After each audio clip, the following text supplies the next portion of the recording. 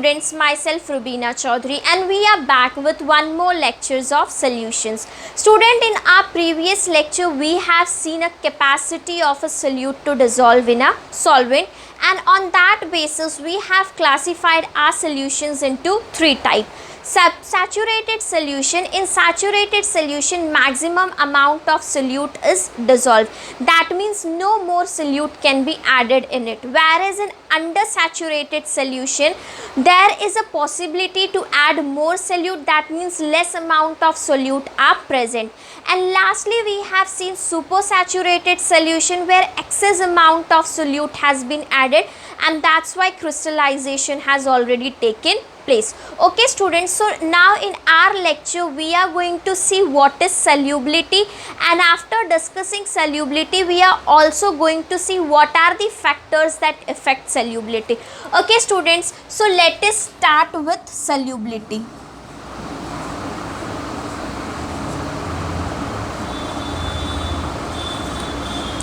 So when we are talking about solubility, it is for sure it is for solution. So when we are talking about solution, solubility has to be mentioned in terms of solute and solvent. आपको solubility को solute और solvent के terms में mention करना है. तो उसके लिए हम लोग सबसे पहले ये समझते हैं कि हम solubility को किस तरह से define करेंगे. तो उसके लिए मैंने एक कंटेनर लिया है. ये मेरा एक कंटेनर है. ओके स्टूडेंट्स, और इस कंटेनर के अंदर मैंने ऐड कर दिया है solvent. I have added solvent in this container. तो ये जो सॉल्वेंट है बेटा, मैंने इस सॉल्वेंट को जो लिया है, I am taking it for 100 grams. ये जो मेरा सॉल्वेंट है, I am taking it for 100 grams. Okay students, अब मैं ये देखूंगी कि 100 ग्राम्स सॉल्वेंट में मैं कितना सॉल्यूट ऐड करूंगी बाहर से कि वो प्रॉपरली जो है डिज़ोल्व हो जाए. उसी को हम क्या बोलते हैं? सॉल्युबिलिटी बोलते हैं. 100 ग्राम सॉल्वेंट के अंदर कितना सॉल्यूट डिज़ोल्व हो सकता है, that is known as a solubility. Amount of a solute dissolved in 100 grams of a solvent is known as solubility. So student, we have a definition such as amount of solute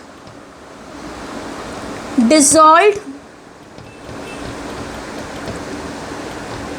in 100 grams of solvent. ये हमारे पास आ गया solubility का definition. Solubility जो है student, ये maximum condition के बारे में आपको बताएगा. मतलब अंडर सैचुरेटेड की बात नहीं कर रहा है सॉल्युबिलिटी, और सुपर सैचुरेटेड की बात नहीं कर रहा है, but it is talking about saturated condition, जहाँ पे तुम maximum amount of solute add कर दो. ना उससे कम ऐड किया हुआ है और ना उससे ज़्यादा ऐड किया हुआ है.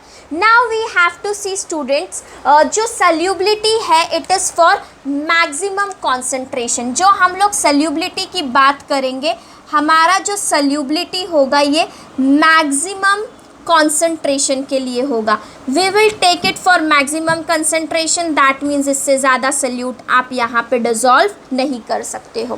बट स्टूडेंट, ऐसे बहुत सारे फैक्टर्स हैं जो सॉल्युबिलिटी को इफ़ेक्ट करते हैं. There are so many factors. तो we are going to see those factor one by one. So our topic is factor affecting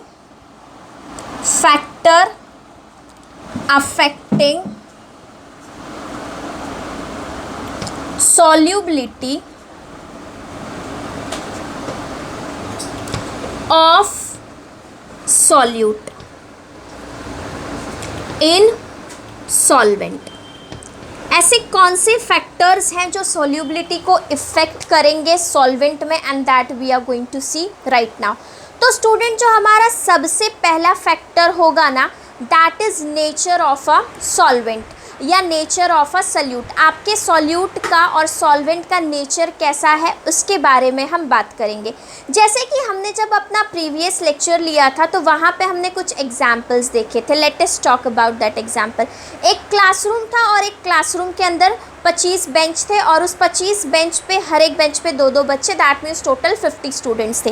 वो क्लास 12 के स्टूडेंट्स थे। अब मैं अगर स्टूडेंट इंस्टेड, मेरा क्लासरूम वही है, अभी भी वहाँ पे 25 स्टूडेंट्स हैं, लेकिन अब मैं क्या कर रही हूँ, इंस्टेड ऑफ 12 स्टैंडर्ड मैं जो है प्राइमरी के बच्चों को या प्री प्राइमरी के बच्चों को ला रही हूँ उस क्लासरूम में।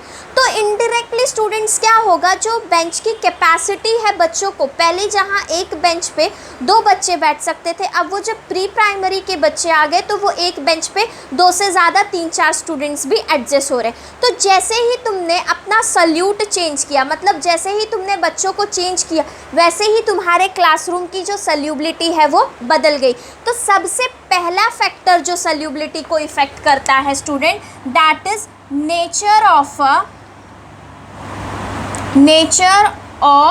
Solute and solvent.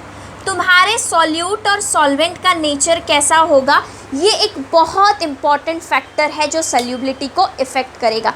Late us see student one by one. अभी देखो स्टूडेंट्स, यहाँ पे क्या होता है, हमने क्लास 11 में एक टॉपिक पढ़ा है like dissolves like, okay. Polar molecule के बीच में इजीली डिसॉल्व होगा, इस तरह से हम लोग पढ़ चुके हैं ऑलरेडी। तो अब देखते हैं यहाँ पे क्या होता है। अगर मेरे पास एक ये मेरा बीकर है, ओके स्टूडेंट्स, और इस बीकर के अंदर मैंने डाला हुआ है universal solvent, that means I am using water. यहाँ पे मैं यूज़ कर रही हूँ वाटर। अब मेरा वाटर जो है स्टूडेंट, ये पोलार मॉलिक्यूल है, मतलब मेरे वाटर के ऊपर क्या है, चार्जेस है। अब जैसे ही मैं अपने वाटर के अंदर सॉल्ट ऐड कर रही हूँ, मतलब मैं सोडियम क्लोराइड ऐड कर रही हूँ, तो सोडियम क्लोराइड के ऊपर भी चार्जेस है, लाइक Na+ एंड Cl-। तो मेरा जो वाटर, जो मेरा सॉल्वेंट था, वो भी पोलार मॉलिक्यूल था, और अब मेरा जो सॉल्यूट है, मेरा सॉल्यूट भी स्टूडेंट्स क्या है, पोलार मॉलिक्यूल है। तो पोलार मॉलिक्यूल के अंदर, मतलब एक चार्ज्ड मॉलिक्यूल के अंदर दूसरा चार्ज मॉलिक्यूल इजीली क्या हो जाता है, डिसॉल्व हो जाता है। तो हमेशा solubility is maximum, we will write down solubility is maximum in like or in polar molecules to polar molecules। Polar molecules जो है स्टूडेंट्स, वो पोलार मॉलिक्यूल के अंदर अच्छे से डिसॉल्व हो सकते हैं, वेरेस अगर हम बात करें नॉन पोलार मॉलिक्यूल की, तो जब अगर मेरे पास सपोज कर लो instead of water, if I am using some sort of organic compound, like I am using alcohol, okay students. तो अब अल्कोहल के अंदर जो ऑर्गेनिक कंपाउंड है, क्योंकि मेरा अल्कोहल अगर नॉन पोलार है, तो मैं अब जो इसके अंदर ऐड कर रही हूँ, नॉन पोलार के अंदर नॉन पोलार ऐड करूँगी, तो मेरी जो सल्यूबिलिटी होगी वो इंक्रीज़ हो जाएगी। सल्यूबिलिटी मैक्सिमम होती है लाइक डिसॉल्व्स लाइक के केस में। पोलार मॉलिक्यूल के बीच में आप पोलार मॉलिक्यूल ऐड करोगे, सॉल्युबिलिटी ज़्यादा होगी। नॉन पोलार मॉलिक्यूल के बीच में आप नॉन पोलार मॉलिक्यूल ऐड करोगे, सॉल्युबिलिटी क्या हो जाएगी स्टूडेंट्स, कम हो जाएगी। एक छोटा सा एग्जांपल देती हूँ, जब भी आप क्लास 11 में ऑर्गेनिक केमिस्ट्री पढ़ते हो, तो वहाँ पे आपने हमेशा बार बार यही चीज़ सुनी होगी, ऑर्गेनिक केमिस्ट्री में student, it is insoluble in water. एक ऑर्गेनिक कंपाउंड जो होता है ना, organic compound, whether it is alcohol, whether it is ether, whether it is benzene और एनी अदर ऑर्गेनिक कंपाउंड, वहाँ पे हम ये देखते हैं, we will see they are saying students वहाँ पे कि दे आर इनसल्यूबल इन वाटर। क्यों बच्चा, क्योंकि तेरा ऑर्गेनिक कंपाउंड नॉन पोलार था, your organic compound is non polar and your water is polar. Non polar और पोलार के बीच में सल्यूबिलिटी अच्छी नहीं होती है, लेकिन यहीं पे तूने एक ऑर्गेनिक कंपाउंड के अंदर जो तुम्हारा सोल्यूट है वो भी ऑर्गेनिक कंपाउंड है, और जो तुम्हारा सॉल्वेंट है वो भी ऑर्गेनिक कंपाउंड है, तो सॉल्युबिलिटी अच्छी होगी। In short I want to tell you, solubility एक पोलार मॉलिक्यूल की दूसरे पोलार मॉलिक्यूल में अच्छी होती है, नॉन पोलर मॉलिक्यूल की नॉन पोलर मॉलिक्यूल में अच्छी होती है, यहाँ पे सल्यूबिलिटीज़ अच्छी होती हैं। बट यहीं पे अगर मैंने एक पोलर मॉलिक्यूल और नॉन पोलर मॉलिक्यूल ले लिया तो मेरी सॉल्युबिलिटी ऑटोमेटिकली कम हो जाएगी, सॉल्युबिलिटी डिक्रीज हो जाती है स्टूडेंट। ये हमने बात कर ली in terms of like dissolves like के केस में। तो जब स्टूडेंट्स आपको बोला जाए कि what are the factors that affect the solubility, और अगर उसमें आप बात कर रहे हो if you are talking about nature of a solute and solvent, तो let us see what are the thing that you have to seem. Generally the compounds with similar character, वो कंपाउंड्स जिनके कैरेक्टर सिमिलर होते हैं, they are easily soluble in each other, वो आसानी से एक दूसरे के अंदर क्या हो जाते हैं, सल्यूबल हो जाते हैं। एक छोटा सा एग्जाम्पल देती हूँ स्टूडेंट, ये तुम्हारा सॉल्वेंट था, जो तुम्हारा था वाटर, जो स्प्लिट हो जाता है H+ और OH- में। Since it is carrying some sort of charges we are going to call it as a polar molecule. अब इसी के अंदर तुम डाल रहे हो NaCl विच इज़ Na+ और Cl-। ओके स्टूडेंट्स, ये तुमने Na+ और Cl- को भी ऐड कर दिया, तो होगा क्या, जब तुम्हारे पानी के अंदर, अब तुम्हारे कंटेनर के अंदर ये चारों चीज़ें प्रेजेंट हैं, इसका पॉजिटिव इसके नेगेटिव के साथ NaOH बना लेगा और यहाँ पे तुम्हारा H+ और Cl बन जाएगा और ये इजीली क्या हो जाएंगे, सल्यूबल हो जाएंगे एक दूसरे में। ओके स्टूडेंट्स, तो ये हमने देख लिया। तो कभी भी एक पोलर का पोलर में सल्यूबिलिटी अच्छा है और नॉन पोलर का नॉन पोलर में अच्छा है। पोलर का नॉन पोलर में सल्यूबिलिटी कम है और इट्स लाइक साइमल्टेनियसली दोनों के केसेस में पोलर को नॉन पोलर में डालो या नॉन पोलर को पोलर में डालो, सल्यूबिलिटी जो होता है स्टूडेंट वो क्या हो जाएगा, डिक्रीज हो जाएगा। ये हमारे पास आ गया पहला फैक्टर जो सल्यूबिलिटी को इफेक्ट करता है, that is nature of a solute and solvent. Okay students, अब नेचर ऑफ अ सल्यूट और सॉल्वेंट के बाद यहाँ पे इस टॉपिक में आपको सिर्फ ये एक चीज़ ध्यान रखनी है कि हर एक सल्यूट की, और एक चीज़ हर एक सॉल्यूट की, जैसे कि अभी मैंने इसके अंदर अगर सॉल्ट ऐड किया है तो ये कुछ अलग सल्यूबिलिटी होगी, मैं इसके अंदर शुगर ऐड कर रही हूँ तो उसकी सल्यूबिलिटी अलग होगी। जैसे जैसे तुम सल्यूट बदलते हो, जैसे जैसे तुम सॉल्वेंट बदलते हो, सल्यूबिलिटी बदल जाता है। But we can not talk in that term students, हम उस टर्म्स में बात नहीं कर सकते क्योंकि बहुत सारे सॉल्यूट है और बहुत सारे सॉल्वेंट है। तो the only thing that you are suppose to remember is student, like dissolves like more readily. अगर पोलर के बीच में पोलर डाल रही हूँ सल्यूबिलिटी अच्छी होगी, नॉन पोलर के बीच में नॉन पोलर डाल रही हूँ सल्यूबिलिटी जो है वो डिक्रीज हो जाएगी। ओके स्टूडेंट्स, तो हमने यहाँ पे ये लिखा है फैक्टर्स अफेक्टिंग सल्यूबिलिटी में। This is a very short thing that you need to remember. Polar molecule dissolves more readily in polar molecule, non polar molecule dissolves more readily in non polar molecule। अब दूसरे factor की बात करनी है, let us talk about another factor which effects the solubility. अब students जो दूसरा factor है, it is but obvious we are going to talk about temperature. अब हम जो दूसरे फैक्टर के बारे में बात कर रहे हैं वो टेम्परेचर की बात कर रहे हैं। जैसे कि हम कोई भी केमिकल रिएक्शन कर रहे हैं या कोई भी सोल्यूशन बना रहे हैं, किसी भी चीज़ को हीट करना is very common, right student. अब इसका एग्जाम्पल कुछ इस तरह से ले लेते हैं। हमारा जो नेक्स्ट टॉपिक है that is effect of temperature on solubility. We are going to talk about effect of temperature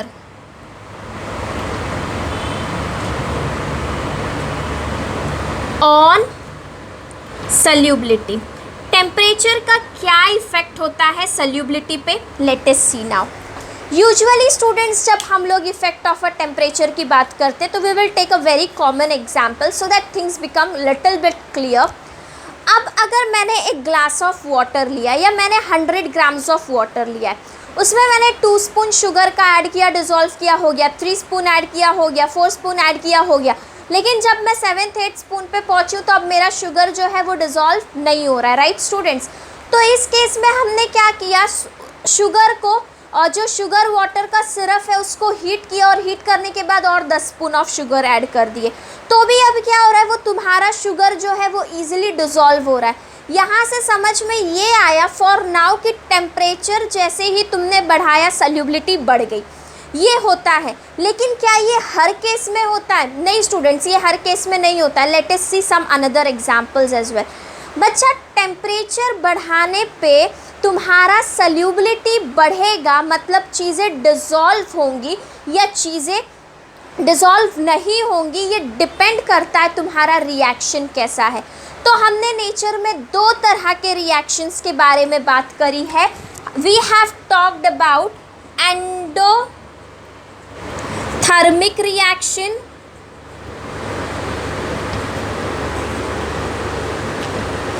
and another one we have talked about is exothermic reaction. Okay students, अब तुम्हें पता है कोई भी ऐसा रिएक्शन जहाँ पे हीट एब्जॉर्ब होता है, हीट एब्जॉर्ब हो रहा है, मतलब वो हीट को क्या कर रहा है, अपने अंदर ले रहा है। अगर हीट एब्जॉर्ब हो रहा है तो उस रिएक्शन को तुम एंडोथर्मिक रिएक्शन बोलोगे। कोई भी ऐसा रिएक्शन जो एंडोथर्मिक हो, ओके, और वहाँ पे तुम अगर टेम्परेचर को इंक्रीज करो, in endothermic reaction, in endothermic reaction solubility increases with increase in temperature. Usually this happens, ज़्यादातर एंडोथर्मिक रिएक्शंस में जैसे ही तुम टेम्परेचर को इंक्रीज़ करते हो वो टेम्परेचर को एब्जॉर्ब कर लेता है और सल्यूबिलिटी बढ़ जाती है। बट क्या ये हर केस में होता है? That we will see later on. Simultaneously हम बात कर लेते हैं एक्सोथर्मिक रिएक्शन में। एक्सोथर्मिक रिएक्शन में क्या होता है बच्चों? हीट जो है वो रिलीज़ होता है। तो इस केस में व्हाट वी विल सी, अगर मैंने टेम्परेचर को इंक्रीज़ किया, इफ़ टेम्परेचर इंक्रीजेस, अगर तुमने एक्सोथर्मिक रिएक्शन लिया है और तुम वहाँ पे अपना टेम्परेचर इंक्रीज़ कर रहे हो, देन सॉल्यूबिलिटी डिक्रीजेस, तो तुम्हारा सल्यूबिलिटी क्या हो जाएगा? डिक्रीज हो जाएगा, क्योंकि एक्सोथर्मिक रिएक्शंस हीट लविंग नहीं होते हैं, वो तो अपने अंदर से हीट को बाहर निकाल रहे हैं, और अगर तुम और हीट दोगे तो उनकी सल्यूबिलिटी ऑटोमेटिकली कम हो जाती है। बट क्या स्टूडेंट्स ऐसा होता है? सल्यूबिलिटी के यही केसेस पॉसिबल है? नहीं बच्चा, सल्यूबिलिटी के और भी बहुत सारे केसेस हैं, और भी बहुत सारे फैक्टर्स हैं जो सल्यूबिलिटी को इम्पैक्ट करते हैं। सिर्फ ये बोल देना कि टेम्परेचर एंडोथर्मिक रिएक्शन है तो टेम्परेचर इंक्रीज़ किया सल्यूबिलिटी इंक्रीज़ हो जाएगी, और एंडोथर्मिक में टेम्परेचर इंक्रीज़ करके सल्यूबिलिटी डिक्रीज़ हो जाएगा, it is not somehow correct. Nature में ऐसे भी रिएक्शंस हैं जो एंडोथर्मिक है, मतलब वो हीट को एब्जॉर्ब करते हैं, लेकिन अगर तुमने उसका टेम्परेचर बढ़ाया तो सल्यूबिलिटी क्या हो जाएगी? सल्यूबिलिटी कम हो जाएगी। That means there is nothing called as exothermic and exothermicity to explain the solubility. ये हर एक सोल्यूट का अपना नेचर है सल्यूबिलिटी के टर्म्स में कि वो क्या करेगा। कुछ ऐसे होते हैं जिसमें मैंने टेम्परेचर को बढ़ाया तो रैपिडली इंक्रीज़ हो गया, कुछ ऐसे हैं जो हमने टेम्परेचर को डिक्रीज़ किया तो कम हो गए। And with for that we are going to take an example of a very small graph which is very easy to understand. So this graph will explain me about solubility. Okay students, so the graph is temperature versus solubility. Let us see what does this graph tell us. मेरे पास x axis पर temperature दिया हुआ है, my temperature is starting from 0 degree Celsius, और जैसे जैसे हम आगे की तरफ जा रहे हैं, as we are moving on the right hand side, my temperature is increasing slowly. And on the other hand student, on my y-axis I have a solubility. Okay, so initially 50 मतलब 100 ग्राम्स में 50 solute dissolve हो रहे हैं, फिर 100 ये जो तो हमने जो है सल्यूट के मोल्स ले लिए हैं। इस तरह से हमारे पास ऊपर की तरफ जाते हुए सल्यूबिलिटी दिया हुआ है। अब बच्चों हम एक एक लाइन को 1 by 1 समझेंगे। सबसे पहले तुम ये लाइन देख लो KNO3 का, which is coming from here somehow. This is the axis of a KNO3. तो तुम क्या देखोगे बेटा यहाँ पे, जब तुम्हारा टेम्परेचर 20 डिग्री के अराउंड था, when your temperature was 20 degree, इसकी सल्यूबिलिटी 50 से भी कम थी, इट वाज लेस देन 50। लेकिन जैसे तुमने धीरे धीरे अपना टेम्परेचर 40 किया, सल्यूबिलिटी 50 से ऊपर चली गई, और जैसे ही तुम्हारा टेम्परेचर 60 के ऊपर गया, 60 के ऊपर गया जैसे तुम्हारा टेम्परेचर, सल्यूबिलिटी रैपिडली बढ़ने लगा। ओके स्टूडेंट्स, यहाँ पे तुम ये समझो कि जैसे ही इट क्रॉस्ड 60 या जैसे ही तुम्हारा टेम्परेचर थोड़ा सा और ज़्यादा हुआ, सल्यूबिलिटी रैपिडली इंक्रीज़ हो गई। और सेम यही केस हम NaNO3 के लिए भी अप्लाई कर सकते हैं। NaNO3 में भी सोडियम नाइट्रेट के केस में भी हम देखते हैं जैसे ही टेम्परेचर बढ़ रहा है, ग्राफ तेज़ी से ऊपर की तरफ जा रहा है।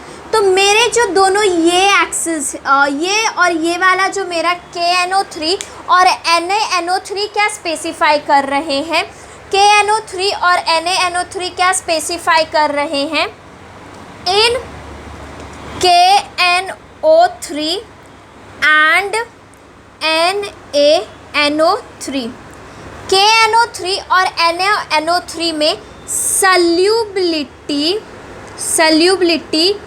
increases, or you can say solubility increases rapidly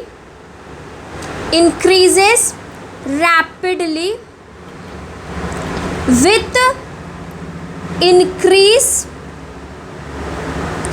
in temperature।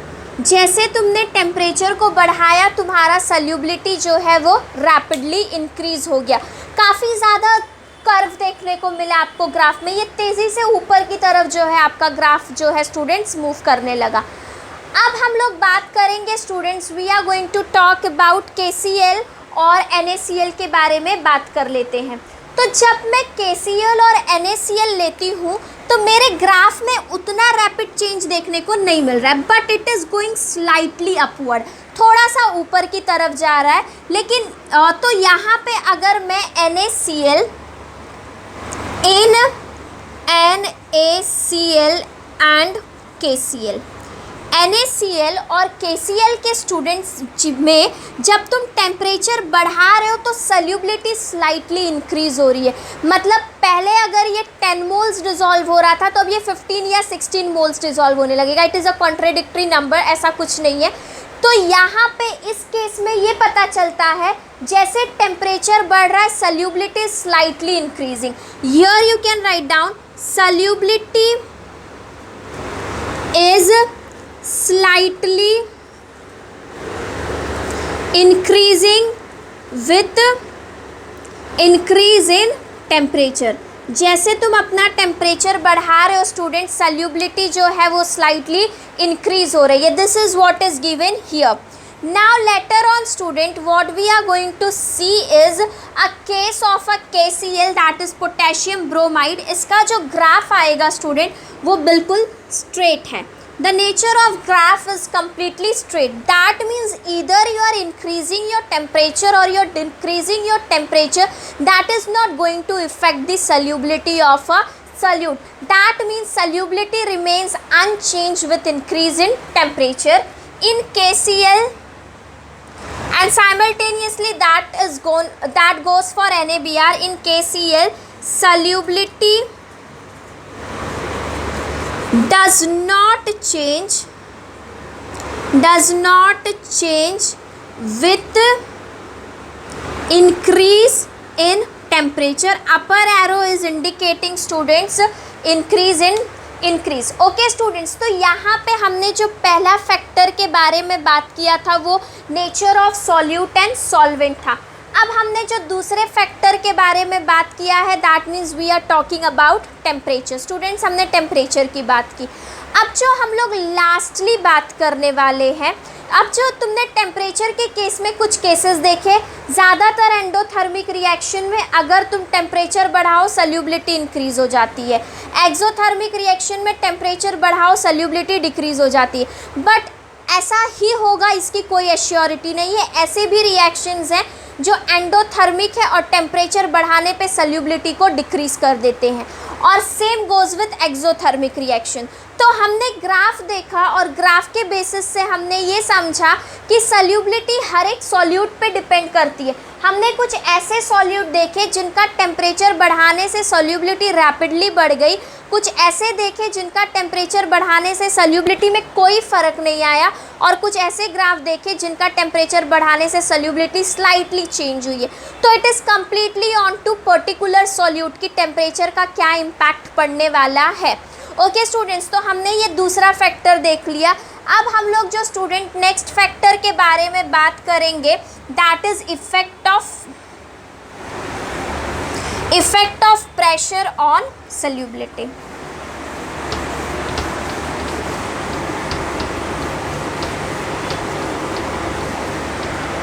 तो अब हमारा जो नेक्स्ट टॉपिक होगा that is effect of pressure on solubility, and let us see what effect your pressure has on solubility. तो हमारा जो थर्ड फैक्टर है जो सॉल्युबिलिटी को इफेक्ट कर रहा है that is effect of pressure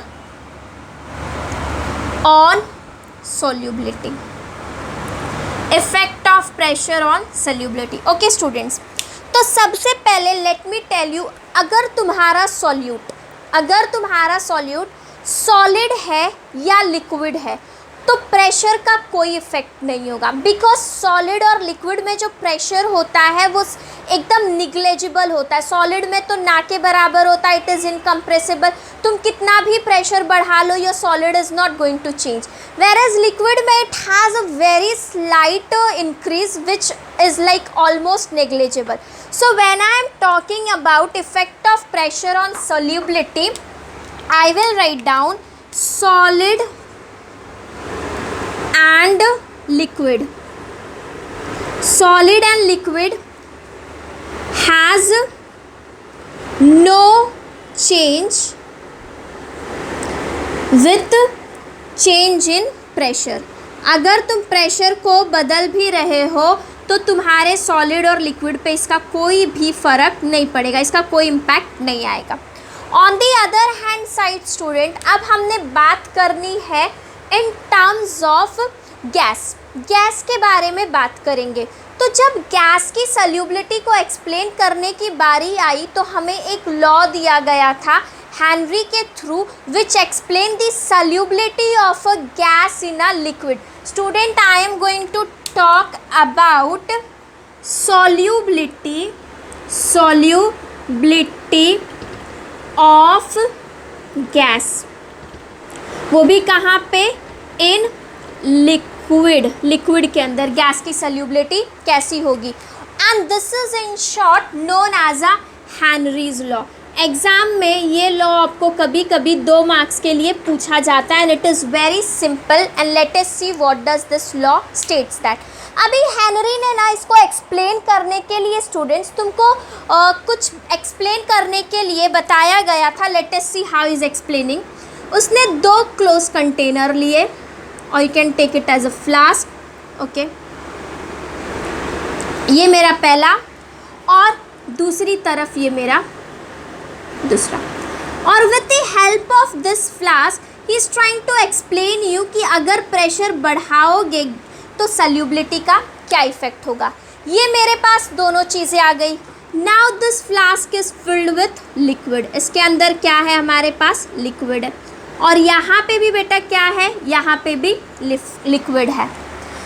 ये जो है ना पहले केस में मैं प्रेशर को कम रख रही हूँ, that means my pressure will be lower. ये पहला बीकर जो है ए, यहाँ पे है lower pressure, this is lower pressure, और जो दूसरा बीकर है, दूसरे बीकर में मैंने रखा है हायर प्रेशर। इस तरह से मैंने अपने दोनों बीकर में अलग अलग सा प्रेशर रखा हुआ है। अब बेटा तुमने गैस के बारे में बात करी होगी, जित प्रेशर इंक्रीज होता है तो नंबर ऑफ मोल्स भी बढ़ जाते हैं। पहला केस देखते हैं, ये पहला कंटेनर था और यहाँ पे मेरे पास अगर 10 मोल्स हैं, ठीक है, तो ये मेरे कंडीशन हो गई कुछ इस तरह से। आई कैन सी मेरे बीकर के अंदर मेरे गैस पार्टिकल्स डिजॉल्व है किसके अंदर, लिक्विड के अंदर। प्रेशर कम था तो 1 2 3 4 5 molecules total, 5 number of moles gas के किधर है, लिक्विड के अंदर। ठीक है स्टूडेंट, लोअर प्रेशर था, लेकिन यहीं पे अगर तुम्हारा प्रेशर ज़्यादा होगा तो तुम्हारे नंबर ऑफ मोल्स भी गैस के ज़्यादा होंगे। मतलब अर्लियर इट वाज 10, तो हाइयर प्रेशर पे भी all know with increase in pressure number of moles जो है इसके क्या हो जाएंगे स्टूडेंट्स, इंक्रीज हो जाएंगे। तो जैसे ही तुम्हारा नंबर ऑफ मोल्स इंक्रीज होगा, तुम प्रेशर बढ़ाओगे तो instead of 10 number of moles gas के तुमको मान लो 20 मिल गए। तो जब तुमको 20 मिलेंगे ना स्टूडेंट्स, तो व्हाट यू विल सी, अंदर भी गैस की क्वांटिटी बढ़ गई। पहले जहाँ पे it was 5, now it is somehow 10 we are taking, और बाहर भी बढ़ गया। मतलब अब अगर मैं दोनों लिक्विड को कंपेयर करूँ तो I can very easily understand कि जहाँ पे प्रेशर कम था वहाँ पे सल्यूबिलिटी भी कम थी, और जहाँ पे प्रेशर ज़्यादा था वहाँ पे सल्यूबिलिटी भी क्या हो गई स्टूडेंट्स, ज़्यादा हो गई। लोअर प्रेशर में बच्चों क्या होता है, लोअर प्रेशर गैस में लोअर सल्यूबिलिटी होती है, lower solubility. And higher pressure gas में बच्चों, हाइयर प्रेशर गैस में हाइयर सल्यूबिलिटी होती है। और इसका बहुत सिंपल सा एक ही रीज़न है कि गैस जैसे जैसे तुम प्रेशर बढ़ाओगे, with increase in pressure number of moles बढ़ेंगे, तो वो नंबर ऑफ मोल्स ऊपर के भी रीजन में बढ़ रहे हैं और नीचे के भी रीजन में बढ़ रहे हैं, और उसी की वजह से तुम्हारी सल्यूबिलिटी भी क्या हो रही है स्टूडेंट, इंक्रीज हो रही है। This is what Henry law has stated. तो right now here I am going to write down Henry law. Henry law of solubility, Henry's law of solubility, and that is also specifically student for gas in liquid। हम किसके बारे में बात करेंगे बच्चों, we are going to talk about gas in liquid में। तो अब हेनरी लॉ के हिसाब से according to Henry's law, solubility of gas, solubility of gas in liquid increases with increase in temperature। जैसे जैसे तुम solubility को और टेम्परेचर को, और जैसे जैसे तुम प्रेशर को बढ़ाओगे, तुम्हारा जो सल्यूबिलिटी है स्टूडेंट वो कहीं ना वो धीरे धीरे क्या हो जाएगा, इंक्रीज़ हो जाएगा। और इसका एक बहुत सिंपल सा रीज़न है कि प्रेशर को बढ़ाया तो नंबर ऑफ मोल्स भी क्या हो रहे हैं, इंक्रीज़ हो रहे हैं। तो मैथमेटिकली अगर मैं हेनरीज लॉ को लिखूँ, mathematically Henry's law can be written as solubility is directly proportional to pressure, जहाँ पे S is my solubility of gas in liquid, S मेरा है solubility of gas in liquid, और P जो है मेरा उसको हम बोल देंगे प्रेशर। इसका बहुत शॉर्ट सा मीनिंग हो गया, solubility increases as we increase pressure. और स्टूडेंट ये गैस इन अ लिक्विड की कंडीशन है, हर एक केस में ऐसा नहीं है। अब इसके बाद अगर हम अपना सल्यूबिलिटी में से डायरेक्ट प्रोपोर्शनैलिटी हटाए, then we will write down KHP। Student यहाँ पे हमने लिखा है KHP, तो KH जो है, KH is nothing but it is Henrys constant. KH is Henry's constant, and that's why we are writing down this is as Henry's law. Solubility is equals to KH by P। तो अब हमें unit निकालना पड़ेगा बच्चों, किसका, हमें unit find out करना पड़ेगा KH का। तो जब हम यूनिट निकालेंगे KH की, unit of KH Henry's constant की, तो हमारा जो ये होगा, it will be solubility upon pressure। We will write down in terms of solubility upon pressure। solubility होगा मोल पर लीटर, और स्टूडेंट्स हमारा जो प्रेशर होगा it will be in bar.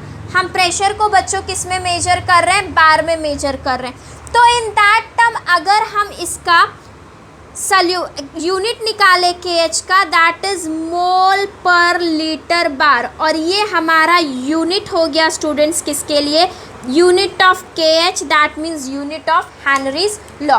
Okay student, तो यहाँ पे हमने थर्ड फैक्टर देखा है जो सल्यूबिलिटी को इफेक्ट कर रहा है। सबसे पहले हमने नेचर ऑफ सॉल्यूट और सॉल्वेंट देखा। यहाँ पे हमने देखा लाइक डिजॉल्व्स लाइक, अगर दो पोलार मॉलिक्यूल है ज़्यादा अच्छी सल्यूबिलिटी होगी, नॉन पोलार मॉलिक्यूल्स हैं दोनों ज़्यादा अच्छी सल्यूबिलिटी होगी। पोलार को नॉन पोलार में डाल दिया या नॉन पोलार को पोलार में डाल दिया, सॉल्यूबिलिटी ऑटोमेटिकली क्या हो जाएगी स्टूडेंट, कम हो जाएगी। दूसरे फैक्टर में हमने बात करी टेम्परेचर की। पहले हमने एंडोथर्मिक और एक्सोथर्मिक रिएक्शन के टर्म्स में समझा, अब उसके बाद हमने देखा कि that is not a enough criteria, और भी बहुत सारे फैक्टर्स हैं जो इसको इफेक्ट करते हैं। And that we have seen with the help of graph कि solubility may increase, decrease or it does not change. It is depending upon the nature of a solute again. और last में हमने solubility की बात करी है pressure के terms में, तो सॉलिड और लिक्विड के केस में इसका कोई खास डिफरेंस नहीं होता है। But when we are talking in terms of student gas, gas को एक्सप्लेन करा है हेनरी ने, तो this is known as a solubility of a gas in liquid and it is always written in terms of Henry's law. Henry बोलता है solubility is directly proportional to pressure. That means if you are increasing your pressure, your solubility will automatically increase. Solubility is directly proportional to pressure. Okay student, that's all for today. So in our today's lecture we have seen what is solubility, what are the factors that affect solubility. Student, in next lecture we are going to discuss very important topic which is known as a Raoult's law, and it is, yes student, one of the most important topic of this chapter. Keep watching and thank you students.